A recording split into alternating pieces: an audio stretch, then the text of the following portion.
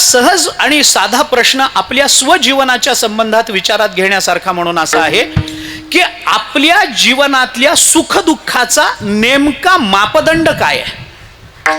माझं जीवन सुखी आहे का दुःखी आहे हे ठरवण्याला मापदंड काय, याचा वळंबा काय आहे? कोणत्या वळंब्यामध्ये आपलं जीवन आपल्याला बसवायचं? माझं जीवन सुखी आहे का असा विचार स्वजीवनाच्या संबंधात कधीतरी करून बघा. कधीतरी बरं, माझं जीवन सगळंच दुःखी आहे का कधीतरी विचार केला पाहिजे. कधीतरी विचार केला पाहिजे. जेव्हा दुसरी माणसं आपल्याला विचारतात कसं काय चाललंय, माणूस एकदम आनंदी आनंद आहे. महाराज कसं काय, वा आनंदी आनंद आहे, काय बघायचं.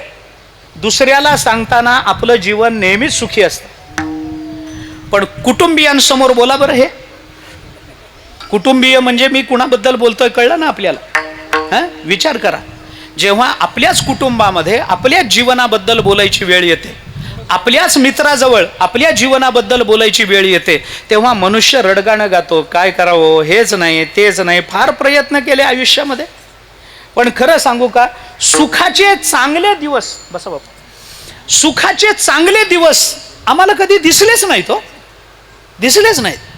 हे राहिलंय, कर्ज फेडायचं राहिलंय, मुलाला अजून नोकरी लागायची राहिली आहे, मुलीला दिलंय पण अजून मुलगी घरी समाधानी नाही आहे, बायकोची तब्येत बरी नसते, वारीलाही जाता येत नाही कधी कधी मला, काय करावं, पैसे कमी पडतात, डॉक्टरला देण्यासाठी पैसे नाहीत, त्याच्यात आमच्या सख्या भावानी कोर्टामध्ये नेलंय. हे चालूच आहे की नाही? चालूच आहे की नाही? मनुष्य अंतर्मुख होऊन जीवन जगताना दुःखाची त्याला जेवढी तीव्र जाणीव होते तेवढी दुसऱ्या समोर आपलं जीवन मांडताना सांगत नाही. तो म्हणतो वा छान चाललंय, माझं आनंद आहे, माझं चांगलं चाललंय, चांगलं चाललंय. मग खरंच विचार करून बघावं कधीतरी हे की खरंच आपलं जीवन सुखी आहे का दुःखी आहे? सुखदुःखानं मिश्रित आहे हे मान्य आहे, पण आपलं जीवन आता 75 वर्ष महाराजांना झाली, आपल्यालाही होतील किंवा झाली असतील. कधीतरी हा विचार कधीतरी केला पाहिजे. अजून किती राहिली माहित नाही, 5 राहिली का 10 राहिली, बसा, 5 राहिली का 10 राहिली का 15 राहिली का 25 राहिली. आत्ता 75 झाली, 80 झाली. माझी इच्छा इथून पुढे 100 वर्ष तुम्हाला मिळावीत. माझं काही नाही, मी तसा दातृत्व संपन्न माणूस, हा आपलं काही नाही. इथून पुढे 100 वर्ष तुम्हाला मिळावीत, आपलं काहीच म्हणणं नाही. पण आमच्या जीवनाच्या सुखदुःखाचं मोजमाप कोणत्या मापदंडाने आम्ही करणार आहोत? कोणता वळंब आहे आमच्या जीवनाला लावायला की जो आमच्या सुखदुःखाचा मोजमाप करू शकेल? काय आहे? कशावरून आम्ही ओळखायचंय की आमचं जीवन गेल्या 80 वर्षामध्ये सुखी आहे का दुःखी आहे? बरं, हे दुसऱ्याला सांगण्याकरता नको, आमचं आम्हाला चिंतन केलं पाहिजे. कशा करता? कोणता मोजमाप आहे? काय मापदंड आहेत? माणसाच्या अंगामध्ये ताप आहे, त्याला किती ताप आहे? अंगाला हात लावून अरे ताप आहे एवढंच कळतं. किती आहे अंगाला हात लावून कळतं का? नाही. मग त्याच्याकरता एक विज्ञानाने आपल्याला उपकरण दिलं, तापमापक, ज्याला मराठीमध्ये थर्मामीटर असं म्हणतात है ना.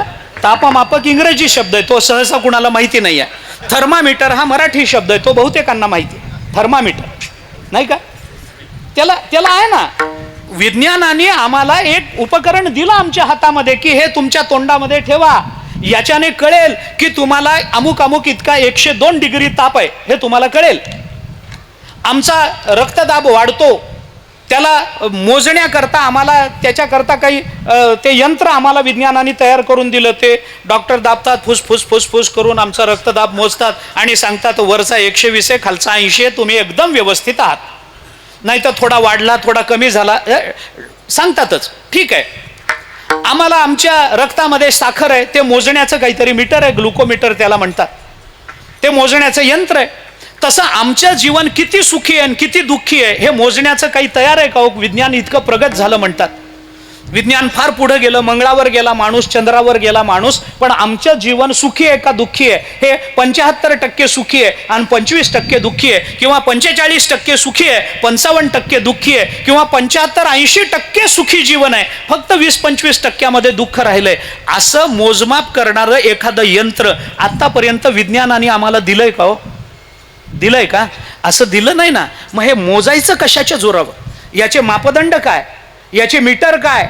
हे कोणत्या प्रतीकात मोजावं लागतं?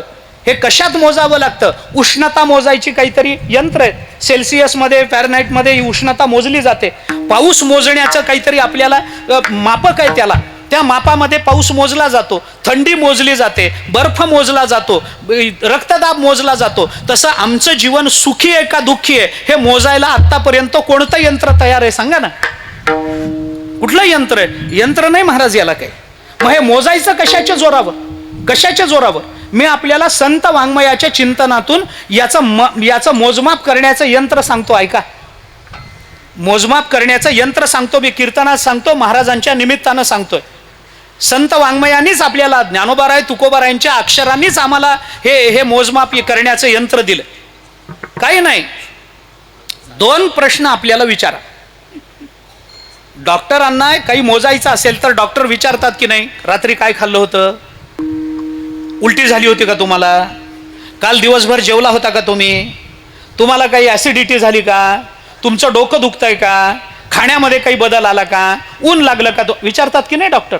तसं 2 प्रश्न आपण आपल्याला विचारायचे. मी सोपं बोलतोय, 2 प्रश्न विचारायचे. पहिला प्रश्न, आपल्याला काय करायचं होतं, पहिला प्रश्न. आणि दुसरा प्रश्न, आपण काय करतोय. ऐका, 2 प्रश्न माणसाने स्वतःला विचारावेत. मी मीटर सांगतोय, मीटर, थर्मामीटर. 2 प्रश्न माणसाने विचारावेत. आपल्याला काय करायचं होतं आणि दुसरा प्रश्न, आपण काय करतोय. ऐका, आपल्याला काय करायचं होतं याची यादी आहे.